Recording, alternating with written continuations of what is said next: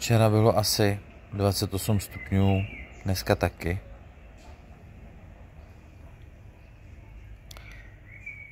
Akorát, že včera jsme byli v Praze, tak jsme nestihli zalejt nový trávník.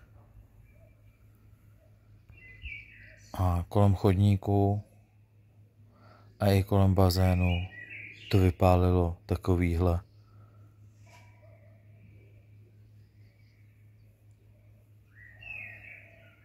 fleky.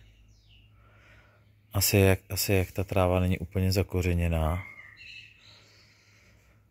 A ten chodník, jak byl rozpálený na tom slunci a kolem toho bazénu, tady určitě to není vidět. A tady už to začíná, tamhle z té druhé, z té východní strany.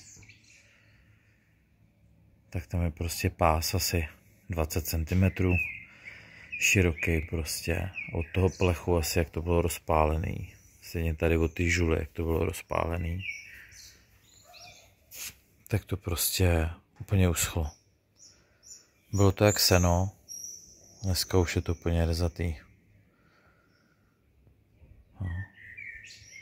I když jsem to ještě rychle zalil, tak už se to nespamatovalo. Tamhle taky kolem toho chodníku, kolem té dlažby. Plně na kaši, spálený. A to ten trávník necháváme vyšší, ani ho nesekáme. Aby držel vlhkost. Aby nebyl sprahlej.